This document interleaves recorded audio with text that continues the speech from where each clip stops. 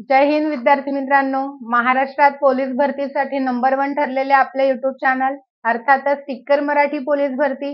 तर या चॅनलवर मी शुभांगी सुकरे आज पुन्हा एकदा तुम्हा सर्वांचं अगदी मनपूर्वक स्वागत करत आहे। तर सर्वप्रथम पेपर चालू करण्याआधी सर्वांना स्वातंत्र्य दिनाच्या खूप खूप मनपूर्वक शुभेच्छा।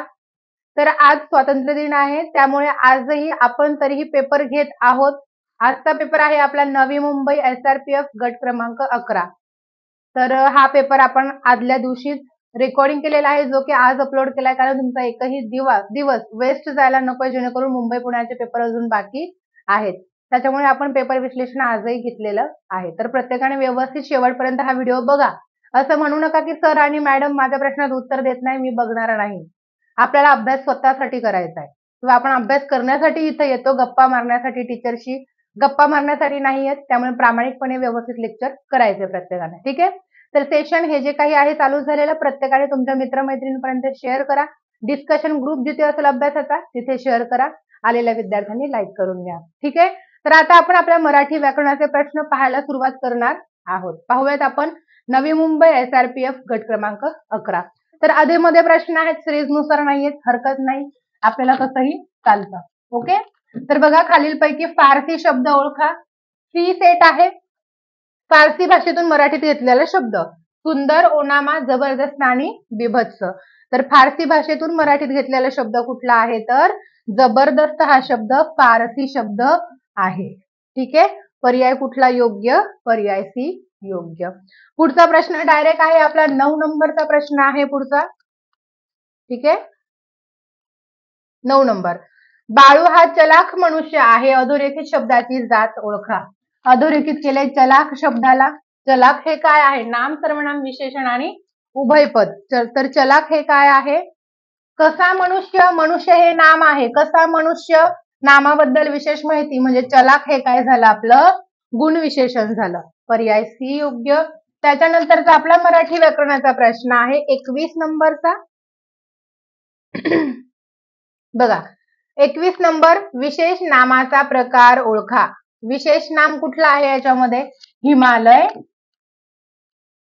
गाय, तोफ आणि नदी। विशेष नाम म्हणजे कोणाचं तरी नाव असतं, मुलगी असेल, वस्तू असेल, वास्तू असेल, ठिकाण असेल, ज्याचं नाव असतं त्याला विशेष नाम असं म्हटलं जातं। तर पर्याय कुठला योग्य आहे इथे, पर्वताचं नाव आहे हिमालय, त्याच्यामुळे पर्याय ए विशेष नाम आहे, पर्याय ए योग्य। पुढचा प्रश्न आहे आपला 33 नंबरचा। काय आहे प्रश्न, त्याने गैरप्रकार केला, पहिलं वाक्य, त्याच्यावर गुन्हा दाखल झाला, पहिलं वाक्य जोडले आणि या अविकारी शब्दाने। तर आणि हे कोणत्या प्रकारचं अव्यय आहे, शब्दयोगी, उभयान्वयी, अवलंबी आणि समुच्चय बोधक। पर्याय कुठला योग्य, तर एकदम महत्वाचा प्रश्न आहे, पर्यायही त्याच्यासारखेच दिलेले आहेत, जेणेकरून आपण लक्ष द्यावं। का, बघा आता, गैरप्रकार केला म्हणून गुन्हा दाखल झाला असं नाही, परिणामबोधक झाला असतं। मधल्या अविकारी शब्दावर डिपेंड आहे की याचा अर्थ काय घ्यायचा आहे। पहिल्या वाक्यामध्ये दुसरा अर्थ ऍडिशनल ऍड केलेला आहे, मिलाफ घडवला, दोघांचा अर्थांची बेरीज केलेली आहे, म्हणून हे वाक्य आहे आपलं समुच्चय बोधक, प्रधान अथवा सूचक, उभयान्वयी अव्यय। मेन प्रकार आहे उभयान्वयी अव्यय, पण आपला उपप्रकार आहे समुच्चय बोधक। नेहमी वाक्य सांगते मी, जेव्हा मुख्य प्रकार आणि उपप्रकार दोघही वाक्यामध्ये दिलेले, पर्यायामध्ये दिलेले असतील, तेव्हा नेहमी उपप्रकाराची निवड करावी। कळालं, उपप्रकाराची निवड नेहमी करायची असते, कारण उपप्रकार हा जवळचा संबंध सांगतो, मुख्य प्रकारामध्ये खूप सारे येतात, कळतंय, पर्याय डी योग्य। पुढचा लगेच खाली प्रश्न आहे 34 नंबरचा आपला, ध्वनिदर्शक पर्याय ओळखायचा आहे। कबुतराच्या आवाजाला काय म्हणतात, कबुतराचं काय असतं, किलबिल, गुंजारव, घुमणे, चुकचुकणे। तर कालच आपण एक पेपर बघितला, त्याच्यामध्ये आलेलं होतं मुंग्यांच्या आवाजाला, मुंग्यांचा काय असतो, गुंजारव असतो, कालच एका पेपरमध्ये झालंय, ठीक आहे। तर कबुतराचं काय असतं, घुमणं असतं, पर्याय सी योग्य। लगेच एक प्रश्न सोडून आपला प्रश्न आहे, क्षणभंगूर म्हणजे क्षणात नष्ट होणारे, क्षणात बनणारे, क्षणोक्षणी आणि क्षणात येणारे। पर्याय कुठला योग्य, क्षणभंगूर म्हणजे कमीत कमी कालावधीसाठी टिकणारे, कमी कालावधीसाठी टिकणारे म्हणजे क्षणात नष्ट होणारे, पर्याय ए योग्य। त्याच्यानंतरचा आपला प्रश्न आहे 46 नंबरचा, 46 नंबरचा प्रश्न, पुढीलपैकी कोणता शब्द चंद्र या शब्दाचा समानार्थी शब्द नाही असं विचारले? चंद्राला समानार्थी कोण नाहीये? हिमांशू, सुधाकर, शशी आहे. तनुज म्हणजे मुलगा, चंद्र नाही. म्हणून पर्याय कुठला योग्य आला आपला? जो समानार्थी शब्द नाही तो ओळखायचा होता, पर्याय सी योग्य. ठीक आहे. त्याच्यानंतरचा आपला मराठी व्याकरणाचा पुढचा प्रश्न आहे 53 नंबरचा. नाकाला मिरच्या झोंबणं म्हणजे मी तर तिला बोलले ना, तुझ्या का नाकाला मिरच्या झोंबायला लागल्यात? तिचा तो त्याला नाकाला मिरच्या झोंबलेल्या असतात, तिला काय बोलल्यावर आईने, बरोबर ना? नाकाला मिरच्या झोंबणं म्हणजे राग येणे, पर्याय सी योग्य. निरागस व्यक्ती म्हणजे बिचारी, माझ्यासारखी का? निरागस एकदम, कुठलंही तिला काही माहितीच नाही, तिने मुंगी सुद्धा मारलेली नसते किंवा कोणाचं वाईट केलेलं नसतं, कोणाशी वाईट वागलेली नसते. त्याच्या एकदम विरुद्धार्थी चांगुलपणाच माहिती नसलेला पापी व्यक्ती, पर्याय डी योग्य. ठीक आहे. त्याच्यानंतरचा आपला पुढचा प्रश्न आहे, घेतलेला प्रश्न आहे कुणाल सरांनी, तुकडोजी महाराजांचा ग्रंथ कुठला? ग्रामगीता, बऱ्याच वेळा विचारून झालेल्या ग्रामगीता. ठीक आहे. गोष्टी या शब्दाच्या एकवचनी रूपाचे लिंग कोणते? स्त्रीलिंग, पुल्लिंग, नपुंसकलिंग, उभयलिंग. गोष्टीचं एक वचन करायचंय गोष्ट, त्याचं रूप काय आहे? लिंग कुठलं? ती गोष्ट, म्हणून स्त्रीलिंग, पर्याय ए योग्य. त्याच्यानंतर पुढचा प्रश्न डॅश डॅश, केवढा मोठा हा पर्वत. मग इथं काय येईल? कुठला उद्गारवाची शब्द येईल? पर्वत बघून आश्चर्य झाले म्हणून काय? आश्चर्यदर्शक केवळ प्रयोग योग्य. अबब, केवढा मोठा हा पर्वत, पर्याय ए योग्य. हा चिक्कू साखरेपेक्षा मधुर आहे, अलंकार ओळखायचा आहे. व्यतिरेक, दृष्टांत, अनन्वय, श्लेष. ठीक आहे. हा चिक्कू साखरेपेक्षा मधुर आहे, ओळखा. साखर सगळ्यात गोड, मधुर, पण ह्या साखरेपेक्षाही कोणीतरी गोड आहे, काय येईल मग? अमृताहुनी गोड नाम तुझे देवा. सेम अलंकाराची उदाहरण आहेत. अतिरेक गेलेला आहे इथे, म्हणून व्यतिरेक अलंकार, पर्याय ए योग्य. त्याच्यानंतर आपला प्रश्न आहे डायरेक्ट आपण उडी मारली 79 वर. ठीक आहे. चला, काय आहे 79 नंबर?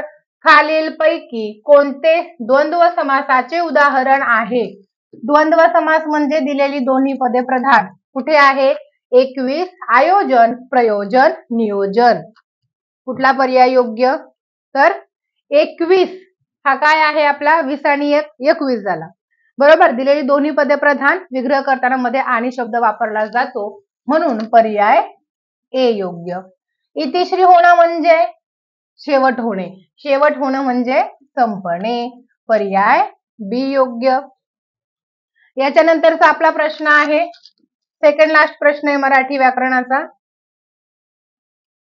ठीक आहे. दिग्दर्शक या शब्दाची संधी ओळखा. तुम्हाला लगेच आठवलं पाहिजे की ऑब्झर्वेशन, क ख ग तृतीय व्यंजन संधी म्हणजेच काय? तर पहिल्या शब्दातील शेवटचा वर्ण कठोर वर्ण असून दुसऱ्या शब्दातील पहिला वर्ण स्वर किंवा मृदू वर्ण असेल, पहिल्या शब्दामध्ये बदल होऊन त्याच्याच गटातील तिसरा शब्द येऊन संधी तयार होते. क ख ग, दिक अधिक दर्शक, दिग्दर्शक, पर्याय बी योग्य. मराठीचा शेवटचा हा कुणाल सरांनी माहित नाही घेतला की काय? बलूत या पुस्तकाचे लेखक लक्ष्मण माने, दया पवार, लक्ष्मण गायकवाड, विश्वास पाटील. तर बलूत या पुस्तकाचे लेखक कोण आहेत? दया पवार, पर्याय बी योग्य. तर हे होते आपले मराठीचे प्रश्न. सेशन शेअर करा जास्तीत जास्त विद्यार्थी मित्रांपर्यंत, आणि ज्यांना ज्यांना सेशन आवडतंय त्यांनी सेशन लाईक करून घ्यायचंय. ठीक आहे. चला पटापट शेअर करून घ्या. तर हे विश्लेषण असं चालू राहील, कुठेही जाऊ नका, बघत राहा टिकर मराठी पोलीस भरती. चला, जय हिंद सगळ्यांना. सुरुवात करूयात आपल्या बुद्धिमत्तेच्या विषयातली प्रश्नांना. ठीक आहे. तर SRPF गट क्रमांक 11 नवी मुंबईमध्ये जे प्रश्न आलेले त्यासाठी सुरुवात करूयात, पण त्याआधी सेशनला पटकन लाईक करून घ्यायचंय. आपला प्रश्न आहे 6वा. हे तुवालू हा शब्द चुकून आला असणार आहे. त्यांनी सांगितलं आहे एका सांकेतिक भाषेत पोलीस हा शब्द 16, 15, 12, 9, 5, 3, चीफ हा शब्द 3, 8, 9, 6, 5 असा लिहितात तर सोल्जर हा शब्द कसा लिहिला जाईल? आता नीट लक्ष द्यायचंय. ठीक आहे, बघा पोलीस P16 वर आहे, O15 वर आहे, L12 वर आहे, I9 वर आहे, C3 वर आहे, पण 3 इथे घ्यायचा, E5 वर आहे, म्हणजे या दोघांच्या स्थानांची जागा बदललेली आहे. सेम C3 वर आहे, H8 वर आहे, I9 वर आहे, E5 वर आहे, F6 वर आहे, पुन्हा या दोघांच्या जागांची अदलाबदल केली आहे. मग सोल्जर साठी S किती वर आहे? 19 वर आहे. O किती वर आहे? 15 वर, L 12 वर, D 4 वर, I 9 वर, R 18 वर आणि E 5 वर. उत्तर काय आहे? 19, 15, 12, 4, 9, 18, 5. पर्यायाला दुसराच, कारण की 5 असणारा शेवटचं एकच पर्याय, तो म्हणजे दुसरा. झाला की डायरेक्ट आपला 17वा प्रश्न आहे. एक हवालदार पूर्वेकडे 50 मीटर धावत जाऊन उजवीकडे वळतो. तो कुठे चाललाय? पूर्वेकडे. किती चाललाय? 50 मीटर धावून. मग कुठे वळालाय? उजवीकडे. उजवीकडे वळून 100 मीटर चालत जाऊन घटनास्थळी पोहोचतो. तर त्याच्या डावीकडे कोणती दिशा असणार? पूर्व, पश्चिम, उत्तर, दक्षिण. आता बघा त्याचं तोंड कुठे आहे? दक्षिणेकडे. मग आता दक्षिणेकडे तोंड आहे, ही उजवी बाजू असते, ही डावी. डावीकडे कुठली दिशा आली? पूर्व दिशा आली. म्हणजे त्याचं डाव्या हाताला कुठली दिशा आहे? पूर्व दिशा आहे. पर्याय पण पहिला चाललाय आपला. सोपा आहे हा पेपर. 17वा नंतर 20वा प्रश्न. डब्याला झाकण म्हटलं, झाकणाला पिंप, पिंपाला पेन, तर दुष्काळात पाणी कशात साठवाल? डबा, झाकण, पिंप, पेन. दुष्काळामध्ये पाणी कशामध्ये साठवणार? पिंपामध्ये. पिंपाला म्हटलं पेन, म्हणजे उत्तर येतंय पर्याय क्रमांक 4 पेन. त्यानंतरचा पुढचा प्रश्न आहे 27वा. वर्ष, महिने, किलोमीटर, प्रश्नचिन्ह. ऑप्शन आहे मीटर, पाऊंड, सेकंद आणि एकक. मग आता वर्ष कशापासून बनतं? महिन्यापासून. किलोमीटर कशापासून बनतं? तर मीटर या एककापासून. 30वा प्रश्न आहे. खालील मालिकेत न बसणारे पद ओळखा. BG, TY, MS, QV. बघा B, C, D, E, F, G. कितीचा गॅप आहे? 5चा. T, U, V, W, X, Y. 5चा gap. M, N, O, P, Q, R, S. 6चा gap. Q, R, S, T, U, V. 5चा gap. सगळ्यांमध्ये 5-5चा gap आहे, पण पर्याय क्रमांक 3 मध्ये 6चा गॅप आलेला आहे. त्यानंतर कितवा प्रश्न आहे आपला? 38वा. सेशनला लाईक करून घ्यायचंय. घड्याळाचा मिनिट काटा हा 6 वर आहे आणि तास काटा 3 व 4च्या मध्ये आहे, तर वेळ काय झाली? 1:30 वाजले, 3:30 वाजले, 3 वाजून 20 मिनिटं झाले का 4 वाजून 30 मिनिटं झाले? घड्याळाचा मिनिट काटा 6 वर आहे आणि तास काटा हा 3 आणि 4च्या मध्ये आहे. तास काटा छोटा काढला, छोटा काढला 3 आणि 4च्या मध्ये, मोठा काटा 6 वर. किती वाजलेले दिसतात आपल्याला? 3:30 वाजलेले दिसत आहे, म्हणून पर्याय क्रमांक आपला दुसरा येतोय. जमतोय का सगळ्यांना? त्यानंतरच्या पुढच्या प्रश्नाकडे जाऊयात, पण पटकन सेशनला लाईक करून घ्यायचंय. जोपर्यंत लाईक नाही तोपर्यंत पुढचा प्रश्न नाही.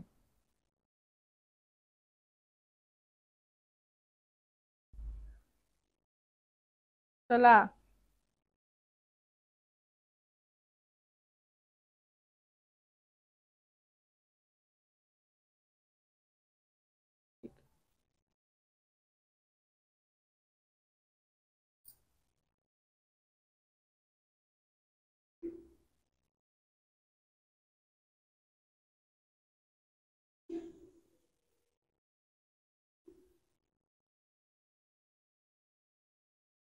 एकावन्नवा प्रश्न आहे बघा.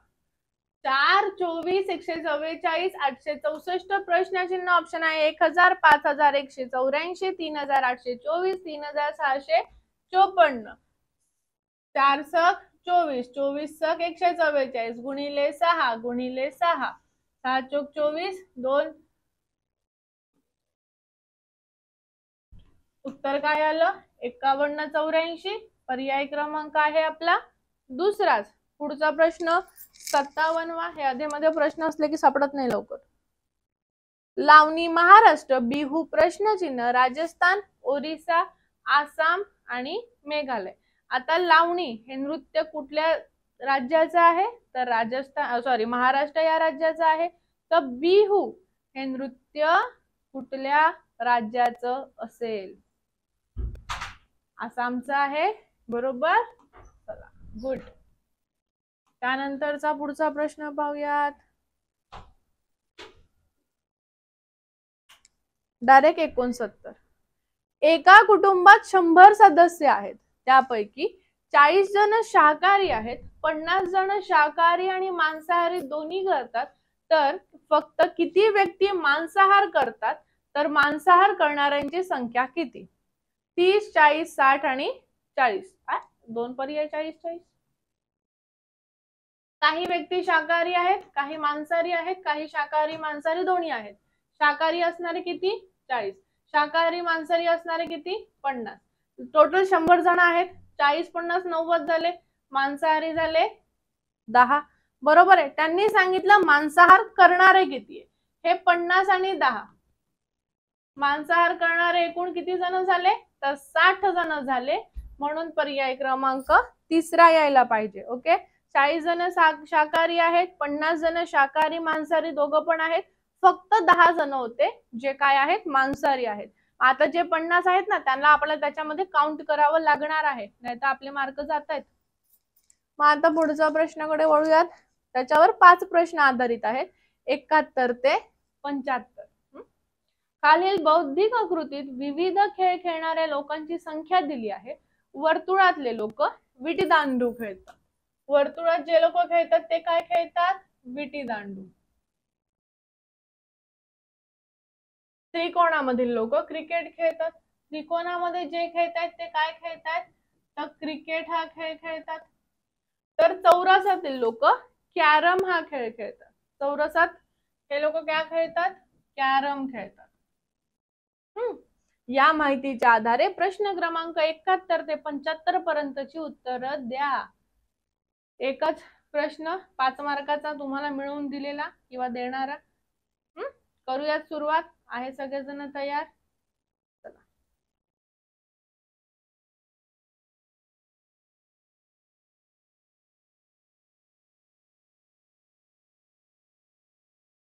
फक्त विटीदांडू खेळणारे लोक किती? 10, 15, 4, 5. फक्त विटीदांडू किती आहेत?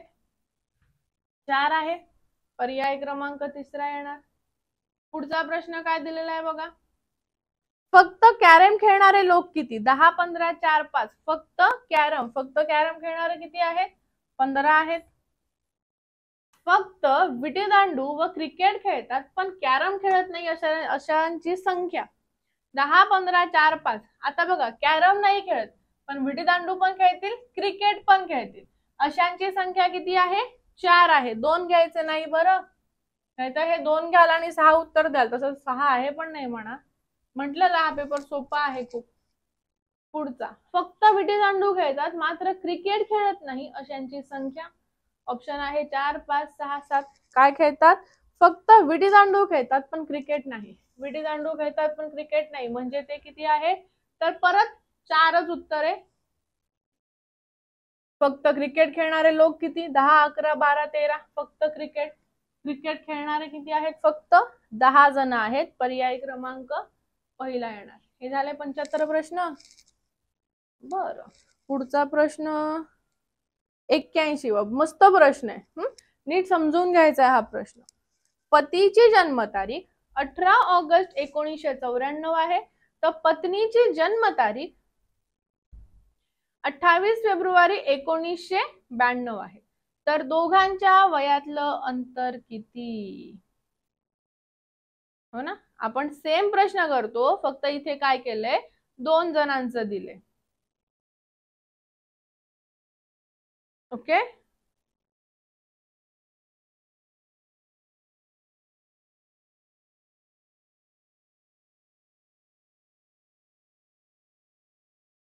एक मिनिट द्या मला. चला, 18 ऑगस्ट 1900 इथून घ्यायचे आपल्याला आधी. 28 फेब्रुवारी 1992 पासून 28 फेब्रुवारी 1994 पर्यंत किती वर्ष आहेत? 93 आणि 94 असे 2 वर्ष आहेत. 28 फेब्रुवारी पासून 28 ऑगस्ट पर्यंत नाही जाता येणार, जुलै पर्यंत जावं लागेल. 28 जुलै 1994 पर्यंत किती महिने आहेत? मार्च, एप्रिल, मे, जून, जुलै असे 5 महिने आहेत. आता 28 जुलै 1994 पासून तर 18 ऑगस्ट 1994 पर्यंत किती दिवस आहेत? आता 28 जुलै किती उरले? 29 जुलै, 30 जुलै, 31 जुलै. जुलैचे 3 दिवस, ऑगस्टचे 18 दिवस, 18 आणि 3 होतात 21. म्हणजे किती दिवसांचा गॅप आहे त्यांच्यामध्ये? तर 2 वर्ष 5 महिने 21 दिवस. पर्याय आहे दुसरा. आपण काय केलं सगळ्यात आधी? 1992 पासून 94 ला गेलो, 2 वर्षांचा गॅप. फेब्रुवारी ते जुलै आलो 5 महिने. 28 जुलै ते 18 ऑगस्ट पर्यंतचे वरचे 21 दिवस. त्यानंतरचा पुढचा प्रश्न पाहूयात, 95वा. थांबा 87वा प्रश्न आहे आपला.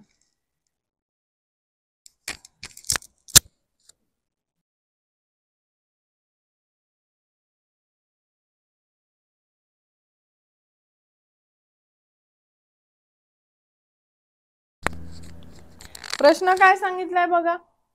राणीबाई फोटोकडे दर्शवून म्हणाली, यांचा भाऊ माझ्या मुलाचा काका लागतो. तो फोटोतील व्यक्ती राणीबाईची कोण? राणीबाईचा नवरा, राणीबाईचा भाचा, राणीचा काका, राणीचा साडू. फोटोकडे बघून ती काय म्हणतीये? यांचा भाऊ म्हणजे त्या व्यक्तीचा भाऊ किंवा त्या फोटोमध्ये जी पण आहे ना त्या व्यक्तीचा भाऊ. माझ्या मुलाचा काका म्हणजे राणीबाईच्या मुलाचा काका. आपल्या मुलाचा काका म्हणजे आपल्या नवऱ्याचा भाऊ. म्हणजे ही व्यक्ती राणीबाईची कोण झाला? तर नवरा झाला, राणीबाईचा नवरा. पर्याय पहिला झाला. त्यानंतरचा 95वा प्रश्न आपण पाहणार आहोत.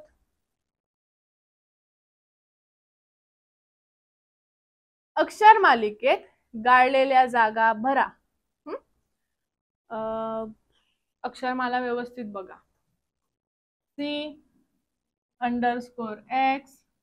C_X, C_X, C_X,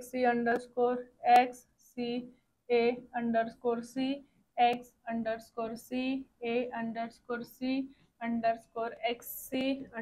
C_X, आणि X.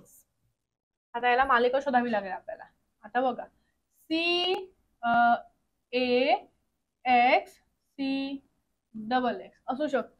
C_A_X, C_X, C_A_X, C_X, C_A_X, C_X. मालिका काय झाली? C_A_X, C_X, C_A_X, C_X, C_A_X, C_X, C_A_X, C_X. आपण वापरला आहे AX. पहिल्या पर्यायामध्येच आहे तो, म्हणजे उत्तर तेच झालं. 96वा प्रश्न. चोर चोरी विद्यार्थी प्रश्नचिन्ह अध्यापन अध्ययन विद्यालय नक्कल. चोर चोरी करतो, विद्यार्थी अध्ययन करतो. बरोबर आहे. अध्ययन करणं म्हणजे शिकणे, अध्यापन करणं म्हणजे शिकवणे. 98वा प्रश्न. खालील विधानांसाठी कोणतं अनुमान योग्य आहे? खाली काही उमेदवार खेळाडू आहेत, काही उमेदवार मेहनती आहेत, काही उमेदवार खेळाडू आहेत, काही उमेदवार मेहनती आहेत. मग सर्वच आता प्रश्न येणार नाही. काही उमेदवार खेळाडू नाही, काही उमेदवार खेळाडू आहेत, याचा अर्थ उरलेले काही उमेदवार हे खेळाडू नाहीत. हे आपलं निष्कर्ष किंवा अनुमान योग्य येणार आणि पर्याय क्रमांक 3 बरोबर येणार. ज्यांनी सेशनला लाईक केलेलं नाहीये अशा सगळ्या विद्यार्थ्यांनी सेशनला पटकन लाईक करून घ्यायचं आहे. ठीक आहे, चला, जय हिंद, थँक्यू. आणि सगळ्यांना स्वातंत्र्य दिनाच्या खूप खूप शुभेच्छा. नमस्कार, जय हिंद. सर्व विद्यार्थी मित्रांचं स्वागत आहे आपल्या टिक्कर मराठी पोलीस भरती या YouTube चॅनलवर. सर्वप्रथम सर्वांना स्वातंत्र्य दिनाच्या 15 ऑगस्टच्या खूप खूप शुभेच्छा. आपण जे पेपर विश्लेषण बघत आहोत ते आहे नवी मुंबई SRPF गट 13चं. ठीक आहे, मग त्यामध्ये आलेले जे सायन्सचे क्वेश्चन आहे त्याचं विश्लेषण आज आपण इथे घेणार आहोत आणि नंतर तुम्हाला डिटेल एक्सप्लेनेशन पण मिळणार आहे, जसं की मी प्रत्येक वेळेस तुम्हाला सांगितलंय. बरोबर. तर बघा 11 नंबरचा क्वेश्चन तुम्हाला स्क्रीनवर दिसतोय. तर हा सायन्सचा क्वेश्चन आलेला आहे. बघा काय दिला आहे क्वेश्चन, हिमोफिलिया. आता हा आजार आहे ज्याच्यामध्ये आपण काय, बघा हा जो आजार आहे हा आपण आरोग्यशास्त्रामध्ये पण शिकलोय. ठीक आहे, आरोग्यशास्त्राचे पेपर होते त्यावेळी पण आपण घेतलेला आहे हा. बरोबर. मग हिमोफिलिया म्हणजे जखमेचे रक्त न थांबण्याचा आजार. हा कुठल्या जीवनसत्वाच्या अभावी होतो, ज्याच्यामध्ये जखमेची, बघा जखम झालेली असेल तर रक्तस्राव होतच असतो, तो थांबत नाही. आणि हा एक अनुवांशिक आहे, म्हणजे जेनेटिक डिसऑर्डर आहे.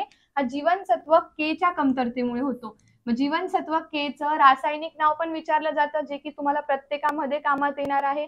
काय आहे जीवनसत्व के चं रासायनिक नाव, पायलोक्विनॉन. हे पण लक्षात ठेवायचंय. कळलं. मग हिमोफिलिया हा आजार आहे, हा जीवनसत्व के च्या कमतरतेमुळे होतो. ठीक आहे, आणि एक अनुवांशिक डिसऑर्डर आहे. ठीक आहे, चला आता आपला आहे 23 नंबरचा क्वेश्चन. तर जे सायन्सचे क्वेश्चन झालेले आहेत, बऱ्यापैकी क्वेश्चन आपण घेतलेले याच्यामध्ये आले. बघा हा पण प्रश्न, जसं सायन्स मध्ये आपण ह्या टॉपिकला जास्त इम्पॉर्टन्स देत नाही, पण तरी सुद्धा ह्याच्यावरती जास्त प्रश्न विचारले गेले आहे आरोग्यशास्त्राच्या टॉपिक वरती. बरोबर. झिका विषाणू कशातून संक्रमित होतो. आता हा झिका जो आहे हा एक संक्रामक रोग आहे. तर हा कशातून संक्रमक होतो, म्हणजे ह्याचा वेक्टर विचारलाय तुम्हाला. हा विषाणूचा आहे, मग हा कशातून संक्रमित होणार, म्हणजे त्या विषाणूचं नाव नाही द्यायचंय आपल्याला. आपल्याला फक्त त्याचा व्हेक्टर कोण आहे, त्याला कॅरी कोण केलेला आहे. म्हणजे चांगल्या माणसामध्ये जो निरोगी आहे, तर ज्याला झिका झालेला आहे त्याच्यापासून त्याच्यापर्यंत ट्रान्सफर करणारा जो वेक्टर आहे तो तुम्हाला विचारलाय. मग तो पाण्यातून ट्रान्सफर होतो का, डासाच्या चावण्यातून होतो का, दूषित अन्नातून होतो की हवेतून होतो. तर आन्सर काय येणार आहे, डासाच्या चावण्यातून. हे झिका नाव कुठून आलं, तर झिका हे नाव कुठून आलंय, युगांडातील झिका नावाचं एक जंगल होतं, त्यामधूनच हे झिका नाव आलेलं आहे. कारण तिथेच सर्वप्रथम काय सापडला, झिका व्हायरस सापडला होता. बरोबर. मग ह्याचं आन्सर काय येईल आपलं, बी, डासाच्या चावण्यातून होतो. कुठल्या डासाच्या चावण्याने होईल, तर ईडीस डासाच्या चावण्याने होणार आहे, लक्षात ठेवायचं आहे. ओके. मग बघा पुढे आहे 26 नंबरचा क्वेश्चन. यामध्ये तुम्हाला भरपूर आरोग्याविषयीच प्रश्न आलेले आहे, म्हणून आरोग्यशास्त्राला इग्नोर करायचं नाही. जसं की आपण बॅच मध्ये घेतो तेव्हा तुम्ही म्हणत होते ना की मॅडम ह्याच्यावरती 2-3च प्रश्न येतात, पण आपल्याला माहित नाही ना किती प्रश्न पडू शकतात. तर बघा आतापर्यंत आपण 3रा प्रश्न बघत आहोत. हा सुद्धा आरोग्यशास्त्रातीलच प्रश्न आहे. काय आहे, होणाऱ्या बाळामध्ये स्पिना बिफिडा दिलेला आहे. हा रोग टाळण्यासाठी गरोदर महिलांना कुठल्या आम्लाचा डोस दिला जातो. तर सर्वप्रथम तुम्हाला माहिती पाहिजे की स्पिना बिफिडा काय आहे. तर जे आपलं स्पायनल कॉर्ड असतं, स्पायनल कॉर्ड म्हणजे काय, मेरुरज्जू, तर त्याची प्रॉपर ग्रोथच होत नाही. जेव्हा फिटस जे काय होत असतं, डेव्हलप होत असतं आईच्या पोटामध्ये, गर्भामध्ये, तर त्यावेळेस स्पायनल कॉर्ड जो आहे तो प्रॉपर डेव्हलप होत नाही आणि त्याला आपण स्पिना बिफिडा असं म्हणतो. मग तो रोग बाळाला होऊ नये त्याच्यासाठी कुठल्या आम्लाचा डोस दिला जातो, फॉलिक, लॅक्टिक, मेलिक, ॲस्कॉर्बिक. तर आन्सर येणार आहे पर्याय नंबर 1. फॉलिक ऍसिडचा काय केला जातो, डोस त्या गर्भवती स्त्रीला दिला जातो. ठीक आहे, समजलं आहे. देन आहे 31 नंबरचा क्वेश्चन, तो पण बघून घेऊ आपण. बघा 31 नंबर काय दिलेला आहे, हा आलाय तुम्हाला जीवशास्त्रातून. ठीक आहे, हा प्रश्न जीवशास्त्रातला आहे की गुणसूत्रे जे आहे ते कशाशी बनलेले आहे, कशामधून बनतात गुणसूत्रे आपले. गुणसूत्रे कशाने बनलेले आहे, डीएनए ने, कायिक पेशीने, आरएनए ने आणि थायमिनने. आता थायमिन काय आहे, डीएनए वर असलेला बेस आहे. थायमिन, ऍडेनिन आणि सायटोसिन. ठीक आहे, हे काय आहे, डीएनए चे बेसेस आहे. पण गुणसूत्रे काय असतात, जे आपल्या अनुवंशिक माहितीला कॅरी करून आणतात जनरेशन टू जनरेशन. म्हणजे आपल्या आई वडिलांचे जे गुणधर्म आहे ते आपल्या मध्ये पण येतात ना. मग हे कोण घेऊन येत असतात, तर गुणसूत्रे. मग गुणसूत्रे कोणामध्ये असतात, कशाचे बनलेले आहेत ते, तर ते बनले आहेत डीएनए चे. म्हणजे इथे येणार पर्याय नंबर पहिला योग्य. डीएनए काय आहे, शरीरामध्ये असलेला एक ऍसिड आहे, डिऑक्सिरायबोन्यूक्लिक ऍसिड, ज्याच्यामध्ये काय आहे, गुणसूत्रे एकवटलेले असतात. बरोबर. आणि हे आपल्या कुठे असतात, पेशीमध्ये असतात. पेशीमध्ये काय आहे, केंद्र. ठीक आहे, आपल्या पेशींमध्ये, प्रत्येक पेशीमध्ये केंद्रक असतं आरबीसीजला सोडून. त्या केंद्रकामध्ये रंगसूत्राच्या रूपामध्ये आपले गुणसूत्रे असतात. आणि जेव्हा पेशी विभाजनाची वेळ येते तेव्हा त्या रंगसूत्रांचं रूपांतर गुणसूत्रांमध्ये होतं. बरोबर. मग याचा आन्सर काय आहे, डीएनए. म्हणजे पर्याय नंबर ए आपला योग्य. ओके. त्यानंतर बघा 35 नंबरचा क्वेश्चन आपण बघणार आहोत.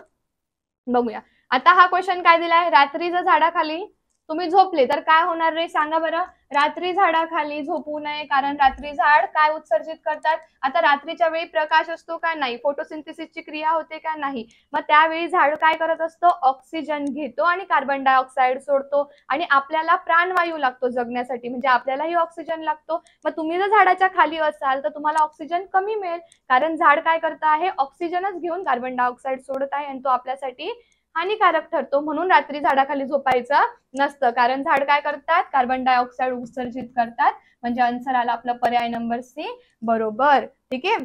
त्याच्यानंतर बघा पुढचा प्रश्न आहे आपला 42. ओके, जे क्वेश्चन आहे ते आपण बघून घेऊ. 42 नंबरचा क्वेश्चन बघा काय दिलेला आहे. हा प्रश्न तुम्हाला कशातून आलाय सांगा. जीवशास्त्र, रसायन, भौतिक. खालीलपैकी ऊर्जा, रसायनशास्त्रातील प्रश्न आहे. खालीलपैकी ऊर्जेचा अक्षय स्रोत कोणता. अक्षय म्हणजे काय सांगा मला. ऊर्जेचा अक्षय स्रोत म्हणजे काय, की जी ऊर्जा आपण कितीही वापरली तरी ती नष्ट नाही होत आणि ती नैसर्गिक आपल्याला मिळत असते. मग नैसर्गिक मिळणारी ऊर्जा कुठली सांगा मला. कोळसा नैसर्गातून मिळतो का तुम्हाला. त्याच्यानंतर बिटुमिन हा कोळशाचा एक भाग झाला. ठीक आहे. त्याच्यानंतर दिलाय एलपीजी हा गॅस आहे आणि आहे सौर ऊर्जा. म्हणजे तुम्ही ज्याला कितीही यूज केलं तरी जितकं यूज करणार तितक्या फॉर्म मध्ये तुम्हाला पुन्हा भेटणार, त्याला आपण ऊर्जेचा अक्षय स्रोत म्हणतो. म्हणजे पर्याय नंबर काय योग्य येणार याचा, डी योग्य येणार, सौर ऊर्जा. ओके, सौर ऊर्जा काय आहे तर ऊर्जेचा अक्षय स्रोत आहे. लक्षात आलेला आहे. त्यानंतर 43 नंबरचा क्वेश्चन. क्लोनिंग पद्धतीने बनलेल्या पहिल्या मेंढीचे नाव काय. क्लोन म्हणजे काय. क्लोन मध्ये फर्टिलायझेशनची प्रक्रिया होत नाही, झायगोट फॉर्मेशन होत नाही, तिथे दोन जनक पेशी असत नाही. क्लोनिंग म्हणजे काय, की दोन वेगवेगळ्या घटकांना घेऊन त्यांचे सेल घेऊन तिसरा एक घटक तयार करणं. मग आता तुम्हाला इथे नाव विचारलंय की पहिली सस्तन क्लोन कोण होती, तर तिचं नाव काय आहे, डॉली मेंढी. काय नाव आहे, डॉली मेंढी. ही काय आहे, पहिली सस्तन क्लोन आहे, जिच्यामध्ये दोन मेंढींचं काय केलं होतं, त्यांनी सेल घेतल्या होत्या. काय घेतल्या होत्या, सेल म्हणजे काय, पेशी. ठीक आहे. त्या पेशींना घेऊन त्यांनी एक वेगळा क्लोन तयार केलेला, त्याचं नाव काय होतं, डॉली मेंढी. ठीक आहे, समजलंय. म्हणजे पर्याय नंबर बी योग्य. नंतर आहे 44 नंबरचा क्वेश्चन. नॉनस्टिक भांड्यांना कशाचे आवरण देतात. जे नॉनस्टिकी भांडे असतात ते तर आपण खरं यूज नाही करायला पाहिजे, बरोबर ना. कारण काय असतं त्यामध्ये, कशाचे आवरण आहे नॉनस्टिक मध्ये, दिलेलं बघा टेफ्लॉन दिलाय, त्यानंतर बोरॉन दिलाय, कॅडमियम दिलेलं आहे. काय आन्सर येईल मग, तर नॉन स्टिकी जे भांडे आहे ते कशापासून बनलेले आहेत, तर त्याचं आन्सर येणार आहे काय येणार आहे, टेफ्लॉन येणार आहे, बरोबर. त्याच्यानंतर बघा 45 नंबरचा क्वेश्चन आहे आपला. खाण्याच्या मिठामध्ये जे मीठ आपण खातो ना, खाण्याच्या मिठात काय द्रव्य मिसळले असते ज्याने आपल्याला गलगंड होणार नाही. गलगंडला आपण काय म्हणतो, गॉयटर. ठीक आहे. गलगंड कशाने होणार नाही आपल्याला. खाण्याच्या मिठात काय असतं, टाटा नमकची ऍड बघता ना तुम्ही, नाही बघत का. त्याच्यात काय असतं, आयोडीनचं प्रमाण असतं. काय असतं, जास्तीत जास्त आयोडीन असतं आणि आयोडीन जर कमी झालं शरीरात किंवा जास्त जरी झालं तरी आपल्याला गॉयटर म्हणजे गलगंड होतो. ठीक आहे. मग मिठामध्ये काय असतं, आयोडीन असतं. ओके. त्याच्यानंतर पुढचा प्रश्न आहे आपला 67 नंबर. ओके, चला 67 नंबरवर जाऊया. आता हा पण प्रश्न बघा तुम्हाला कशातून आला होता, आरोग्यशास्त्रामधून. म्हणजे ह्या वेळेस या पेपरमध्ये तुम्हाला सगळे क्वेश्चन जे आहे ते आरोग्यशास्त्रातून आलेले आहे. म्हणजे आरोग्यशास्त्राचा पण अभ्यास आता तुम्हाला करायचा आहे जास्तीत जास्त. ठीक आहे. ओके, कशावर गेलो आपण. हा, ध्वनी पातळी. 67 नंबर क्वेश्चन बघा. ध्वनी पातळी कोणत्या एककात मोजतात, जे की बॅच मध्ये आपण शिकलो, काल परवा शिकलोय ना, 2 दिवसाआधीच आपण शिकलेलो आहोत. एकके, बरोबर, युनिट्स शिकलो आहोत आणि आपण 2 भाग घेतले त्याचे, बरोबर. मग पहिल्या भागामध्ये आपण एकके म्हणजे युनिट्स बघितले. मग ध्वनी पातळी कोणत्या एककात मोजतात तुम्ही, मेगाहर्ट्ज, हर्ट्ज, सोनार किंवा डेसिबल. काय आन्सर येईल आपला, ध्वनी पातळी मोजण्याचे एकक कोणते आहे, डेसिबल. म्हणजे पर्याय नंबर काय, ए आपला येणार योग्य. आणि जर वारंवारितेचं एकक विचारलं तर वारंवारितेचं एकक काय येणार, वारंवारता म्हणजे काय, फ्रिक्वेन्सी. तिचं एकक काय आहे, हर्ट्ज. ते आपण हर्ट्ज मध्ये मोजतो. आणि ध्वनीला जर मोजायचं असेल तर आपण डेसिबलला मोजतो. म्हणजे WHO च्या मते जर सर्वोत्तम आपल्या ऐकण्याची जी पातळी आहे ती किती आहे, 45 डेसिबल. किती आहे, 45 डेसिबल पर्यंतचा आवाज जो आहे तो आपल्याला अगदी उत्तम असतो. कोणाच्या मते, वर्ल्ड हेल्थ ऑर्गनायझेशनच्या मते. ठीक आहे. इतके समजले क्वेश्चन. त्यानंतर बघा पुढचा आहे 86 नंबरचा. क्वेश्चन आपला बघूया आपण. प्रत्येकाने पटापट काय करून घ्यायचं, लाईक करून घ्यायचंय. व्हिडिओ बघत असाल तर व्हिडिओला लाईक करा. भरपूर क्वेश्चन याच्यामधले, भरपूर काय सगळेच क्वेश्चन आपण याच्यामधले घेतलेले आहेत. व्यवस्थित बघून घ्यायचंय. बॅच मध्ये आपण युट्यूब लाईव्ह घेतलं, त्यामध्ये हे क्वेश्चन आपण घेतलेले आहेत. सायन्सचे क्वेश्चन मुंबई साईडला जास्त आलेले आहेत. ठीक आहे, मग मुंबईचा पेपर सुरू आहे आपला. नवी मुंबईचा SRPFचा पेपर आहे. त्यामध्ये जास्तीत जास्त प्रश्न तुम्हाला आरोग्यशास्त्रावर विचारले गेले, म्हणून आरोग्यशास्त्राचाही अभ्यास खूप चांगल्या पद्धतीने करायचा आहे. ज्यांचे पेपर बाकी आहे त्यांनी हे लक्षात ठेवा. आणि लेटेस्ट या वर्षी जे पेपर झालेत ना, तेच पॅटर्न लक्षात ठेवायचे, कारण ते प्रश्न रिपीट होतात. जसं आता नवी मुंबईमध्ये जे झालं तेच धुळे जिल्ह्यामध्ये ते क्वेश्चन काही रिपीट झालेले आहेत. म्हणजे नवी मुंबईमध्ये SRPFला जेही क्वेश्चन विचारले गेले तर धुळ्यामध्येही ते रिपीट झाले. मग असा विचार करा, ज्यांचे पेपर बाकी त्यांनी जे आतापर्यंत पेपर झाले आहे त्याचा व्यवस्थित स्टडी केला तरी भरपूर प्रश्न तुम्हाला रिपीटेड दिसणार आहे. ओके, देन बघा 86 काय दिलेला आहे. व्यायाम करताना श्यामला थकवा आला. हा थकवा कशामुळे निर्माण झाला? तुम्ही जेव्हा एक्सरसाइज करतात, तुम्ही पोलीस भरती करत आहात ना, जेव्हा तुम्ही व्यायाम करता, जेव्हा तुम्ही एक्सरसाइज करतात, तेव्हा तुम्हाला काय होतं, जास्तीत जास्त ऑक्सिजनची गरज पडते. कारण तुमचे जे मसल आहे, जेव्हा तुम्ही काय करताय, एक्सरसाइज करताय, तेव्हा तुम्हाला एनर्जी लागते आणि एनर्जीसाठी आपल्याला ऑक्सिजन लागतो. पण आपल्याला इतका ऑक्सिजन घेण्याची सवय नसते. मग जेव्हा तुम्ही एक्सरसाइज करतात तर ऑक्सिजन आपल्याला कमी पडतो आणि आपल्या पेशी विना ऑक्सी श्वसन करतात, ज्यांना आपण अनएरोबिक म्हणतो. बरोबर, आपल्या पेशी कसं श्वसन करतात? विना ऑक्सी श्वसन करत असतात. आणि त्याच्यामुळे आपल्या शरीरामध्ये काय तयार होतं? मग आन्सर काय येणार आहे सांगा बरं? Lactic acid. ठीक आहे, शरीरामध्ये काय तयार होतं? Lactic acid. आणि म्हणून आपल्याला काय होतो, कशामुळे थकवा निर्माण होतो? ह्या लॅक्टिक आम्लामुळे आपल्या शरीरामध्ये थकवा निर्माण होत असतो. ठीक आहे, समजत आहे? त्यानंतर बघा 88 नंबरचा क्वेश्चन दिसतो आहे. त्वचेद्वारे कोण श्वसन करतं, ज्याला तत्सम श्वसन आपण म्हणतो? त्वचेद्वारे एकदिना, सरीसृप, गांडूळ आणि मार्सुपिसियस दिलेला आहे. काय आन्सर येईल मग आपलं? जे त्वचेमार्फत श्वसन करतात ते आहे गांडूळ. ठीक आहे, कारण गांडुळाची जी त्वचा आहे ती कशी असते, एकदम त्या त्वचेमधून हवा जी आहे ती व्यवस्थितपणे पास होऊन जाते. त्याच्यामुळे काय होतं, ते एकदम पातळ आणि ओलसर असतात कायम. बघितलंच आहे, जे शेतकरी आहे त्यांना तर माहितीच आहे. बरोबर, मग गांडुळाची जी त्वचा आहे ती एकदम ओलसर आणि पातळ असते. ते त्वचेद्वारे काय करतात? श्वसन करतात. आता सस्तन, ठीक आहे, आता एकदिना कशामध्ये येतो? सस्तन असूनही अंडी घालणाऱ्यांमध्ये येतो. मग तो सस्तन आहे. आणि सरीसृप हे फुफ्फुसांद्वारे श्वसन करत असतात आणि गांडूळ हे त्वचेद्वारे श्वसन करत असतात. समजलं असेल तर जाऊया 89 क्वेश्चन वरती. बघा पुढचा प्रश्न काय आहे आपला. पुढचा प्रश्न आहे 89 नंबरचा. रक्तातील शर्करा नियंत्रित करणारी ग्रंथी कोणती? रक्तातील शर्करा किती वेळेस घेतलाय हा प्रश्न आपण. रक्तामध्ये जी शर्करा आहे ह्याला आता नियंत्रित करायचंय आपल्याला. कुठली ग्रंथी करेल? तर पर्याय नंबर डी योग्य, स्वादुपिंड. स्वादुपिंड ही अंतरस्रावी व बाह्यस्रावी दोघं ग्रंथींचे काम करते. बरोबर, आणि हिच्यामधून इन्सुलिन नामक हार्मोन सिक्रीट होतो, जो तुमच्या शरीरामध्ये जे तुमचे शुगरचं प्रमाण आहे त्याला नियंत्रित करायला मदत करत असतो. बरोबर, देन पुढचा क्वेश्चन असणार आहे आपला. एक क्वेश्चन आहे 92 नंबरचा. बघा एकच क्वेश्चन राहिला आहे आता. तर ह्या पेपरमध्ये सायन्सचे असे बरेचसे क्वेश्चन आले जे की आपण ऑलरेडी घेतलेले आहेत. ठीक आहे, ज्यांनी व्यवस्थित बॅच मध्ये अभ्यास केला असेल, PDF बघितल्या असतील, ज्यांनी ऑफलाईन ऑनलाईन, ऑफलाईन म्हणजे काय, तुम्ही नंतर जे PDF वगैरे बघतात बॅच मध्ये, ठीक आहे, त्याचा अभ्यास केला असेल, आणि ऑनलाईन म्हणजे लाईव्ह मध्ये तुम्ही जे लेक्चर केले असतील युट्यूब वरचे, तरी सुद्धा तुम्हाला सायन्सचे बरेच क्वेश्चन सॉल्व्ह करता आले असतील, कारण हे सर्व क्वेश्चन आपण घेतले आहेत. आणि हा प्रश्न आपण भरपूर वेळेस घेतलेला आहे. कशात घेतलाय सांगते मी तुम्हाला. 100 डे चॅलेंज मध्ये घेतलेला क्वेश्चन आहे. बरोबर, घेतलेला आहे की नाही. बघा, दुधाची घनता कशात मोजतो आपण?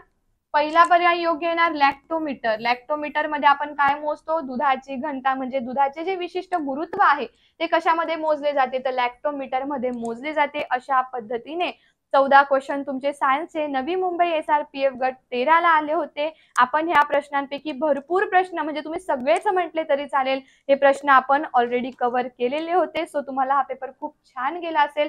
ज्यांचा आता पुढे पेपर आहे त्यांना खूप खूप शुभेच्छा. झालेल्या पेपरचा एकदा अभ्यास करा, तेच क्वेश्चन तुम्हाला मोस्ट ऑफ रिपीट होणार आहे. ओके, चला, व्हिडिओ बघत असाल तर व्हिडिओला लाईक पण करून घ्यायचा आहे आणि जास्तीत जास्त शेअर करायचं आहे. पुन्हा एकदा तुम्हाला स्वातंत्र्य दिनाच्या खूप खूप शुभेच्छा. नमस्कार विद्यार्थी मित्रांनो, राज्य राखीव पोलीस बल गट क्रमांक 11 नवी मुंबई या नवी मुंबई सशस्त्र पोलीस शिपाई भरती सन 2022-23 लेखी परीक्षा, या लेखी परीक्षेमध्ये आपले सामान्य ज्ञानाचे जे काही प्रश्न आलेले आहेत ते प्रश्न आपण इथे पाहणार आहोत आणि त्याची उत्तरं कोणती होती ते इथे पाहणार आहोत. तर आपण आता सुरुवात करूया. राज्य राखीव पोलीस बल गट क्रमांक 11. चला सुरुवात करूया. इथे तुम्हाला पहिल्या प्रश्नावर काय दिसतंय? छत्रपती आपला सामान्य ज्ञानाशी निगडीत असलेला प्रश्न कोणता आहे? प्रश्न क्रमांक 2. छत्रपती शिवाजी महाराजांचा राज्याभिषेक सोहळा कुठल्या गडावर झाला होता? कोणत्या गडावर झाला होता? कोणत्या गडावर झाला होता बरं? तर रायगड या ठिकाणी झाला होता 6 जून 1674. आणि या वर्षी आपण काय करतोय?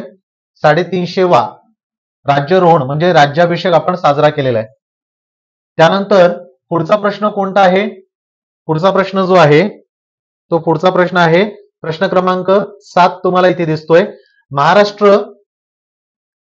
महाराष्ट्र पोलीस दलाच्या मुखपत्राचं नाव काय विचारलेलं आहे? तर या पर्यायापैकी कोणता पर्याय योग्य आहे? तर पर्याय क्रमांक सी दक्षता हा काय आहे? या पोलीस दलाच्या मुखपत्राचं नाव आहे. पुढे विचारले कवी कालिदास यांनी रामटेक येथे मेघदूत महाकाव्य लिहिलं तर रामटेक हे कुठल्या जिल्ह्यात आहे?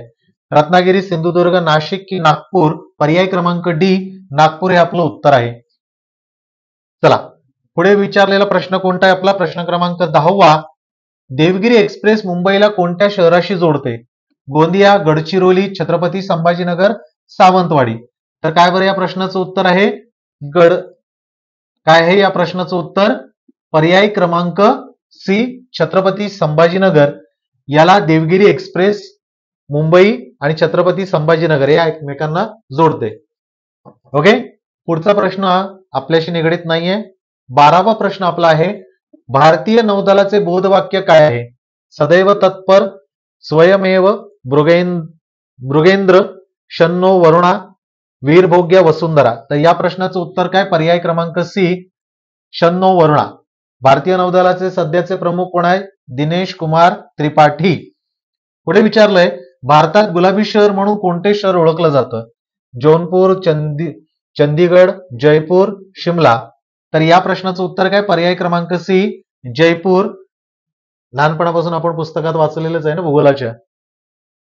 ऑलिम्पिक्स 2024 ज्या देशात सुरू झालेला आहे त्या देशाची राजधानी कोणती ते विचारलेलं आहे. कोणती आहे बरं? ऑलिम्पिक्स कुठे चालू आहेत? 2024 कुठे चालू झालं होतं? 2024चं ऑलिम्पिक्स हे पॅरिस मध्ये झालं होतं, बरोबर आहे. आणि फ्रान्सची राजधानी पॅरिस आहे. ओके, कोण आहे? पॅरिस. त्यामुळे पर्याय क्रमांक ए येणार. आता समाप्त झालंय. 11 ऑगस्टला ऑलिम्पिक संपलं, 33वं संस्करण. आता 34वं लॉस एंजेलिस 2028. ओके, त्यानंतर विचारलंय रायमोना नॅशनल पार्क कोणत्या राज्यात आहे?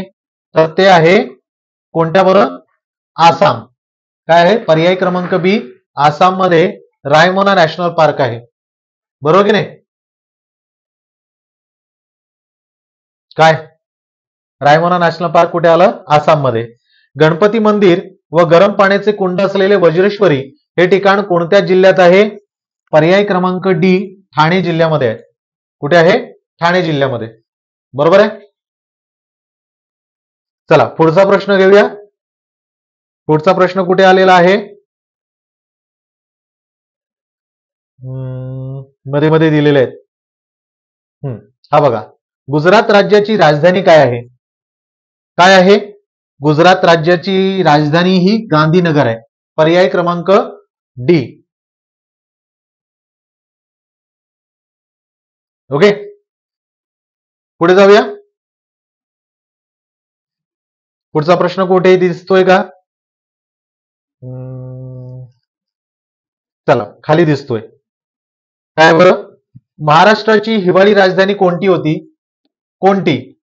कोल्हापूर, नागपूर, मुंबई, पुणे? कोणती बरं? नागपूर आहे. महाराष्ट्राची हिवाळी राजधानी कोणती? तर नागपूर, बरोबर आहे की नाही? त्यानंतर महाराष्ट्राचा राज्य प्राणी कोणता विचारलाय? कोणता आहे बरं? शेकरू हा आपला काय आहे? राज्य प्राणी आहे, बरोबर की नाही? चला पुढे जाऊया. गुणसूत्र सायन्सचे आहेत.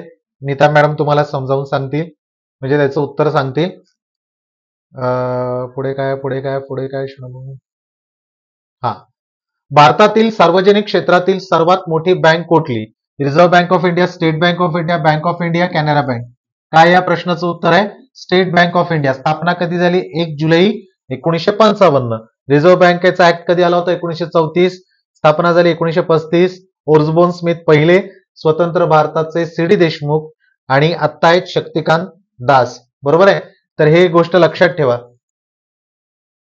पुढचा प्रश्न कोणता आहे? सर्व पोलीस ठाणे ऑनलाईन जोडली असणारे महाराष्ट्र हे देशातील पहिले राज्य आहे. सीसीटीव्ही निगराणी खाली असलेलं पुणे हे देशातील पहिलं शहर ठरलंय.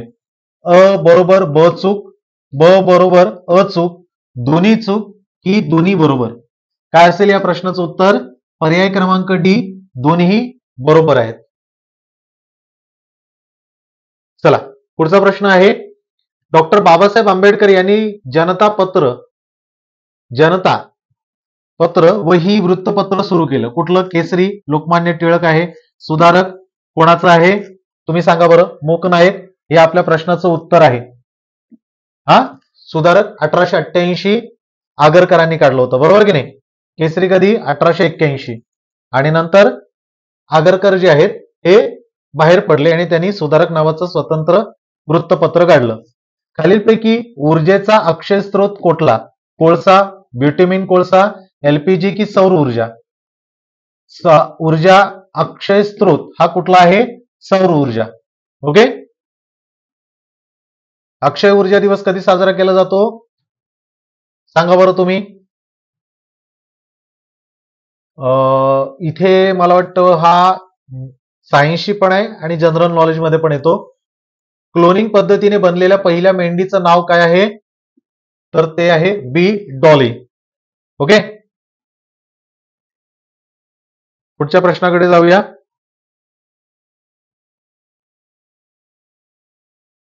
भारताचे राष्ट्रीय संरक्षण सल्लागार कोण आहेत हे विचारलंय सध्याचे. अजित डोवल, धीरेन चटर्जी, एन सुब्बाराव, निरुपमा राव. काय बरं या प्रश्नाचं उत्तर आहे? अजित डोवाल. ओके. पुढच्या प्रश्नाकडे जाऊया आपण. तुम मुझे खून दो मैं तुम्हें आजादी दूंगा हा नारा कोणी दिला? लहानपणापासून इतिहासाच्या पुस्तकात वाचतोय आपण. नेताजी सुभाषचंद्र बोस. 1939 मध्ये त्यांनी फॉरवर्ड ब्लॉक याची स्थापना केली होती. सी राजगोपालाचारी कोण आहेत? स्वतंत्र भारताचे पहिले गव्हर्नर जनरल. आणि काय झालं होतं त्यांना? काय मिळालं होतं? 1954 पहिला भारतरत्न पुरस्कार दिला गेला.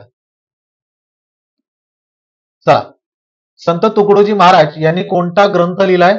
तर पर्याय क्रमांक डी, ग्रामगीता. हे काय लिहिलेलं आहे? संत तुकडोजी महाराज यांनी लिहिलेलं आहे ग्रामगीता.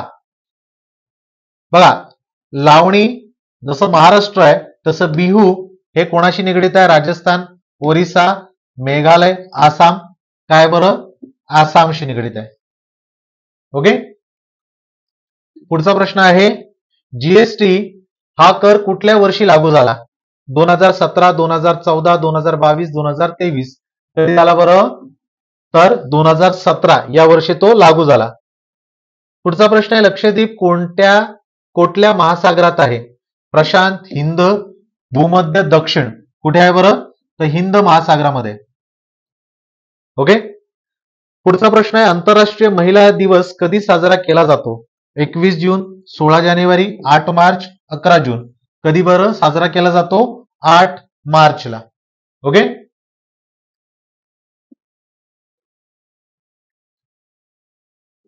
त्यानंतर विचारलेलं आहे. महाराष्ट्रातील सर्वात लांब नदी कोणती? तापी, गिरणा, कृष्णा, गोदावरी. काय येणार या प्रश्नाचं उत्तर? पर्याय क्रमांक डी, गोदावरी. बरोबर आहे.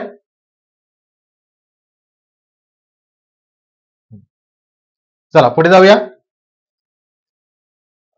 बरोबर आहे ना? हा. राष्ट्रभाषा प्रचार समिती केंद्र कोठे आहे? कोठे आहे? दिल्ली, पवनार, सेवाग्राम, पाटणा. यापैकी कुठला आहे? पवनारला आहे. बरोबर आहे. पुढचा प्रश्न आहे, संत ज्ञानेश्वरांची समाधी कुठे आहे? आर्वी, आळंदी, शिर्डी, पुणतांबे. कुठे आहे बरं? पर्याय क्रमांक बी, आळंदी या ठिकाणी. त्यानंतर कुठे आहे बरं आपला प्रश्न?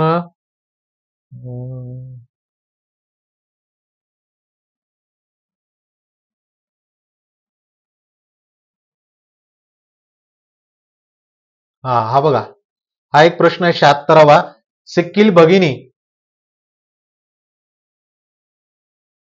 या कोणते वाद्य वाजवतात? सितार, संतूर, तबला, बासरी. काय बरं? पर्याय क्रमांक डी, बासरी वाजवतात. ओके, पर्याय क्रमांक डी, बासरी वाजवतात. एव्हरेस्ट शिखर सर करणारी पहिली भारतीय महिला कोण? एम पूर्णा, बचेंद्री पाल, सीता फरीदा की देविका शेरपा. काय या प्रश्नाचं उत्तर आहे? बचेंद्री पाल. ओके, त्यानंतर 78वा आपला प्रश्न आहे, स्वतंत्र भारताचे पहिले राष्ट्रपती कोण होते? सी राजगोपालाचारी, पंडित नेहरू, सर्वपल्ली राधाकृष्णन की राजेंद्र प्रसाद. पर्याय क्रमांक बी, राजेंद्र प्रसाद. ओके, त्यानंतर सन 1893 साली पुण्यात विधवा विहोत्तेजक मंडळ कोणी स्थापन केलेले आहे? महात्मा फुले, रमाबाई रानडे, महर्षी कर्वे, सावित्रीबाई फुले. कोणी केलेलं आहे? तर महर्षी कर्वे यांनी केलेलं आहे. पुढचा प्रश्न आहे, महानगरपालिकेचा अर्थसंकल्प कोण तयार करतात? आयुक्त, महापौर, अर्थ समिती, लेखाधिकार. कोण करतात? आयुक्त करतात. पुढे विचारलेला आहे, राज्यसभेचे अध्यक्ष कोण असतात? राष्ट्रपती, उपराष्ट्रपती, लेफ्टनंट गव्हर्नर, पंतप्रधान. राज्यसभेचे अध्यक्ष हे उपराष्ट्रपती असतात. सध्याचे उपराष्ट्रपती कोण आहेत बरं? जगदीप धनखड. राष्ट्रपती आपले द्रौपदी मुर्मू आहेत, हे 14वे, तर राष्ट्रपती 15वे.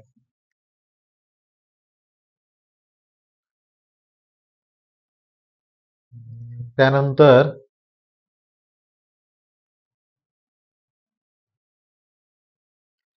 महाराष्ट्र पोलिसांचे ब्रीदवाक्य खालीलपैकी कोणते आहे? तर पर्याय क्रमांक सी जे आहे, सदरक्षणाय खलनिग्रहणाय, हे आपलं पोलिसांचं काय आहे? महाराष्ट्र पोलिसांचं ब्रीदवाक्य आहे. बरोबर आहे. आणि अशा पद्धतीने आपले सामान्य ज्ञानाचे प्रश्न इथे संपतायत. बऱ्यापैकी सोपे प्रश्न इथे विचारले गेलेत. अभ्यास केल्यानंतर कुठलाही कठीण वाटत नाही. अभ्यास करणं महत्वाचं असतं. त्यामुळे ज्यांनी अभ्यास केलाय, ज्यांनी अगदी प्रामाणिकपणे अभ्यास केलेला आहे, त्यांना हा प्रश्न किंवा प्रश्नपत्रिका सोपी, ज्यांनी सोडवली आहे किंवा ज्या परीक्षेला बसलेत त्यांना ती सोपीच वाटणार. बरोबर आहे की नाही? तर आता इथे तुमची रजा घेतो, पण जाण्या अगोदर स्वातंत्र्य दिनानिमित्त तुम्हा सर्वांना, तुमच्या घरातल्या, कुटुंबातल्या सदस्यांना आणि तुम्हाला खूप साऱ्या शुभेच्छा. या स्वातंत्र्य दिनाच्या उत्तरोत्तर भारतही प्रगती करो आणि त्याच भारतामध्ये तुमची प्रगती अगदी झपाट्याने हो, चांगली हो आणि उत्तरोत्तर आयुष्यामध्ये तुम्ही प्रगती करो, हीच सदिच्छा. जय हिंद. नमस्कार विद्यार्थी मित्रांनो, सर्वांना गुड आफ्टरनून. कसे सर्व मजेत? आज आपण बघत आहोत राज्य राखीव पोलीस गट क्रमांक 11 नवी मुंबईचा पेपर, त्यामधील गणिताचे विश्लेषण. चला लगेच सुरुवात करूया. जे चॅनलवर नवीन असतील पटकन लिंक शेअर करायचे, सबस्क्राईब करायचे जास्तीत जास्त आणि लाईक करायचे. चला प्रश्न बघणार आहोत. बघा 3 नंबरचा प्रश्न आहे. दिसते सर्वांना क्लिअर?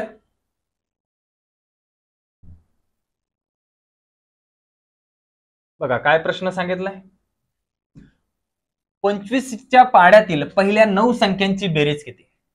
मग आता 25 नंतर 50, 75 अशा 9 संख्यांची बेरीज करायची. आता अशी बेरीज करायची असेल तर आपल्याला काय करायला लागतं? पहिली संख्या प्लस शेवटची संख्या भागिले 2 गुणिले एकूण संख्या. पहिली संख्या कोणती असणार? 25च्या पाड्यातली 25. शेवटची संख्या कोणती असणार? 9वी संख्या. 25 9 225 भागिले 2 गुणिले एकूण संख्या किती आहेत? 9.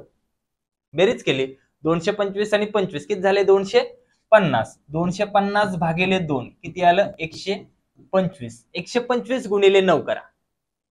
9 5 45, 9 दुने 18 आणि 4 22, 9 एके 9 2 11. किती बेरीज येणार? 1155. Option number 1125. ऑप्शन नंबर बी. किती येणार बेरीज? 1125. कळलंय? क्लिअर? पुढचा प्रश्न बघा. सुषमा, रेखा आणि जयाला व्यवसायात 90,000 रुपयाचा नफा एका महिन्यात झाला, जो त्यांनी अनुक्रमे 6, 6, 3 या प्रमाणात वाटून घेतला, तर जयाला एका महिन्यात किती रुपये नफा झाला? बघा, एकूण नफा किती झाला? 90,000. त्यांचं प्रमाण कसं होतं वाटायचं? 6, 6, 3. मग बेरीज करा. 6, 6, 12 आणि 3 15. एक भाग बरोबर किती आलं ते आपल्याला काढायचं. मग काय करायचं? 90,000 भागिले 15. 15 सक 90, 0 0 3 0. एक भाग बरोबर किती आले? 6,000. आता विचारलंय कोणाचं? जयाचं. जयाचे भाग किती आहेत? 3. मग 6,000 गुणिले 3 18,000 रुपये यायला पाहिजे होतं, पण ऑप्शन मध्येच कुठं नाही. याचं उत्तर किती येणार? 18,000. जयाला किती रुपये भेटले असणार? 18,000 रुपये 90,000 पैकी. क्लिअर? हा प्रश्न, याचं उत्तर ऑप्शन मध्येच नाहीये. हा प्रश्न बाद होऊ शकतो आणि सगळ्यांना मार्क भेटू शकतात. क्लिअर? पुढचा प्रश्न बघा. 30 जवानांच्या तुकडीला दुर्गम भागात 15 किलोमीटर चालण्यास 4 तास लागतात, तर 60 जवानांच्या तुकडीला त्याच दुर्गम भागात 30 किलोमीटर अंतर चालण्यासाठी किती तास लागतील? बघा, दुर्गम भाग तोच आहे. जवान किती पण असेल, इथं 30 असेल नंतर 60 झाले, फरक काय पडणार आहे का? फरक काहीच नाही पडणार. 15 किलोमीटर चालण्यासाठी 4 तास लागत होते, आता 30 किलोमीटर जायचे. जो अंतर आहे तो दुप्पट झालाय, वेळ सुद्धा दुप्पट लागणार. म्हणजे त्या 60 जवानांना 30 किलोमीटर जाण्यासाठी किती लागणार? 8 तास लागतील. किती लागतील? 8 तास. बघा, 60 जवान असेल, तिथं एक जरी जवान असता तरी त्याला 30 किलोमीटर जायचं असतं, तरी त्याला 8च तास लागले असते. 100 जरी जवान असते तरी त्यांना 30 किलोमीटर जायला त्या दुर्गम भागातून 8 तास लागले असते. क्लिअर? चला पुढचा प्रश्न बघूयात. प्रश्न नंबर 17 बघा. नाही, 17 तर रिझनिंगचा आहे. 18 बघा. 2 23 445 गुणिले 15 बरोबर किती? गुणाकार करायचा इथं. 15 5 75, 5 लिहिले 7 हातचे. 15 चोक 60 आणि 7 67, 7 लिहिले 6 हातचे. 15 चोक 60 आणि 6 66, 6 लिहिले 6 हातचे. 15 त्रिक 45, 45 आणि 6 51, 1 लिहिला 5 हातचे. 15 दुने 30 आणि 5 35, 5 लिहिले 3 हातचे. 15 दुने 30 आणि 3 33. काय आला गुणाकार? 33 51 675. 33 51 675. ऑप्शन नंबर बी. गुणाकार करायचा होता इथं. क्लिअर? पुढचा प्रश्न बघा, 19 नंबरचा प्रश्न. एका टेम्पोची किंमत 2023 साली 1 लाख रुपये होती. दरवर्षी 5% घट होते, तर 2024 मध्ये त्या टेम्पोची किंमत किती होईल? 5% घटणार आहे. 1 लाखाचे 5% काढा, मायनस करा, किंवा 1 लाखाचे डायरेक्ट 95% काढा, कारण 5% किंमत कमी झालेली असणार. मग 1 लाख गुणिले 95%. 2 शून्य कट, 95 वर 3 शून्य म्हणजेच किती येणार? 55,000. किंवा 1 लाखाचे 5% म्हणजेच किती येणार? 2 शून्य कट म्हणजेच किती आलं? 5 गुणिले 1000 5000. ते मायनस केले तर सुद्धा येईल. कळले? क्लिअर? पुढचा बघा, 22 नंबरचा प्रश्न. एका चौरसाची बाजू 10 सेंटीमीटर असल्यास त्याचे क्षेत्रफळ किती? चौरसाचे क्षेत्रफळ म्हणजेच बाजूचा वर्ग. मग 10चा वर्ग 100, पण इथं पाहिजे होतं 100 सेंटीमीटर वर्ग किंवा 100 चौरस मीटर. क्षेत्रफळाचं एकक नेहमी चौरस सेंटीमीटर किंवा सेंटीमीटर वर्ग किंवा चौरस मीटर किंवा मीटर वर्ग याप्रमाणे असतं. कळलं? परिघ असेल, परिमिती असेल तर जे एकक असतं तेच राहतं, पण क्षेत्रफळाचं मात्र चौरस होतं किंवा सेंटीमीटर वर्ग असतं. कळलं? तर इथं ही एक चूक आहे. पुढचा प्रश्न बघा आता. 25-25-256 या आकड्यातील दशक स्थानच्या ठिकाणी कोणता अंक आहे?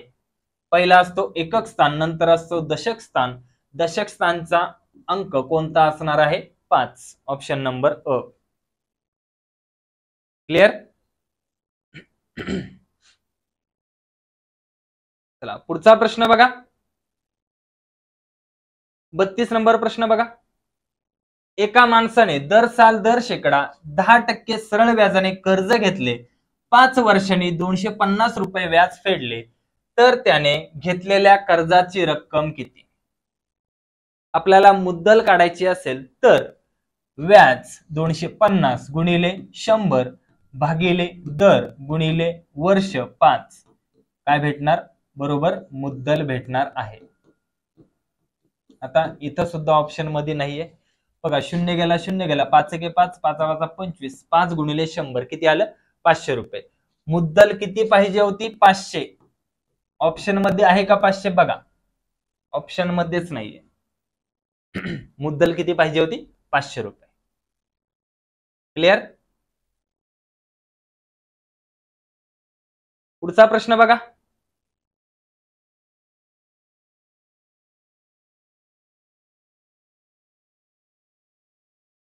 एकोणचाळीस नंबरचा प्रश्न बघा. 7 संत्रे, 2 अननस, 5 बोरे यांची किंमत काय असेल? इथं तुम्हाला प्रत्येक वस्तूची किंमत दिलेली आहे. एका संत्र्याची किंमत 7 रुपये, असे 7 संत्रे घेतले म्हणजे 7 7 49 रुपये लागले संत्र्यांना. एका अननसची किंमत 60 रुपये, असे 2 अननस घेतले मग 60 दुने 120 लागले अननसला. त्यानंतर एका बोराची किंमत 3 रुपये आहेत, याप्रमाणे 5 बोरे घेतली मग 3 5 15 रुपये लागले बोरांना. या सगळ्यांची बेरीज 9 9 5 14, 1 हात 4 2 6 2 8, 1 म्हणजे एकूण 184 रुपये लागतील. किंवा किती किंमत होईल? 184 रुपये. Option number A. क्लिअर? समजलं सगळ्यांना?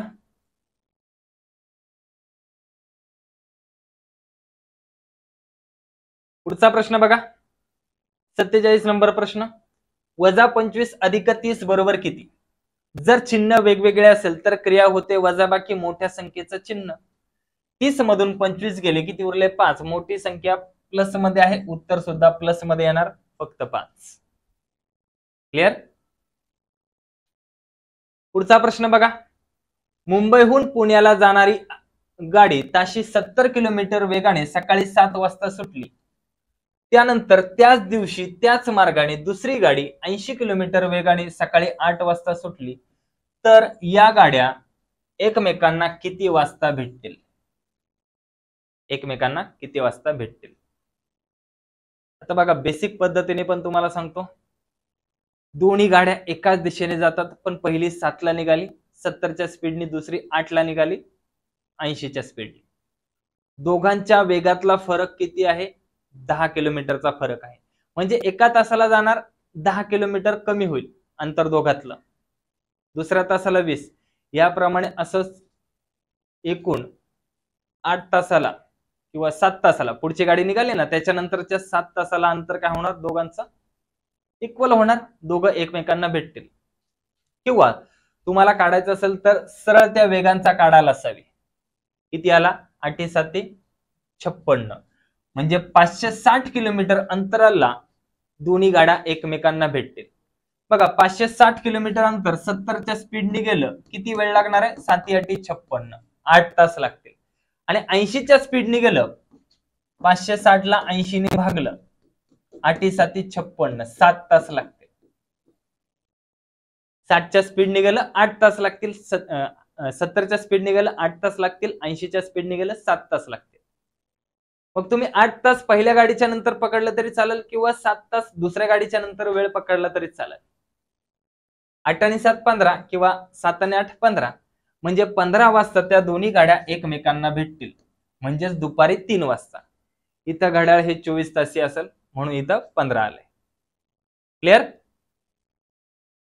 पुढचा प्रश्न बघा, 49 नंबर. गोठ्यातील सर्व गायींची सरासरी 14 वर्ष आहे. त्यापैकी 10 गायींची सरासरी वय 12 वर्ष आहे व उरलेल्या सर्व गायींचे सरासरी वय 15 वर्ष आहे. तर गोठ्यात एकूण गायी किती? गोठ्यात किती गायी आहेत माहितीये का? नाही. मग आपण एक्स मानल्या. त्या सर्वांचं सरासरी वय किती आहे? 14. मग 14x येणार सर्व गायींचं एकूण वय. त्यामध्ये त्यांनी 10 गायींचं सरासरी दिले 12 वर्ष. 10 गुणिले 12 प्लस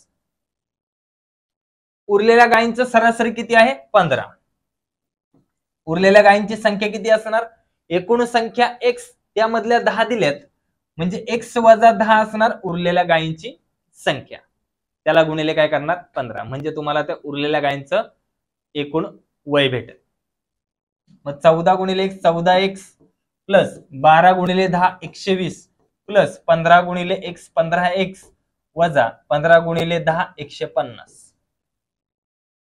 बघा, ह्याला इकडं आणलं किंवा याला तिकडे नेलं काही फरक पडत नाही. चला ह्याला इकडे आणलं. 14x वजा 15x किती राहणार? वजा 1x बरोबर वजा 150 अधिक 120 किती येणार? वजा 30. दोघांचे वजा झाले कॅन्सल. काय राहिलं? x बरोबर 30. म्हणजे गोठ्यातील सर्व गायींची संख्या किती येणार? 30 येणार आहे. गोठ्यात एकूण गायी किती? 30. पाहिजे तर क्रॉस चेक करून बघा. गोठ्यातील सर्व गायींची संख्या 30. 30 गुणिले सर्वांची सरासरी किती आहे? 14. 14 त्रिक 42. सर्व गायींचे एकूण वय किती आहे? 420. त्यापैकी पहिल्या 10 गायींचं सरासरी दिले 12. म्हणजे त्या 10 गायींचं एकूण वय किती असणार? 120. राहिल्या किती गायी?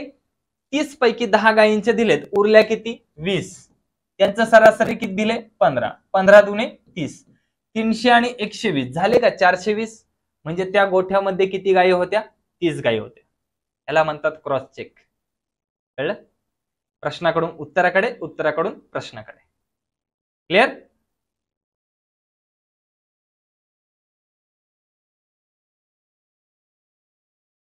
पुढचा प्रश्न बघा. एका संख्येच्या 1/4 आकड्याची 5पट 100 येते तर ती संख्या कोणती?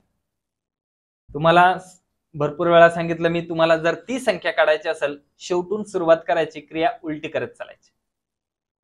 5पट येते 100 म्हणजेच गुणल्यानंतर 100 येते. मग गुणू नका, 100 ला भागा. 100 भागिले 5 करा. किती आले? 20. 1/4 म्हणजे 1/4. मग 1/4 नाही 4/1 करा. म्हणजेच काय करणार इथं? 20 चोक 80. म्हणजे ती संख्या कोणती असणार? तर 80 असणार आहे. Option number A. पाहिजे तर क्रॉस चेक करून बघा. 80 चे 1/4 काढले बघा. 1/4 80 चे 1/4 किती आले? 20. आणि 20 चे 5 पट केले आले का? 100. म्हणजे ती संख्या कोणती असणार? 80 असणार आहे. क्लिअर? पुढचा प्रश्न बघा.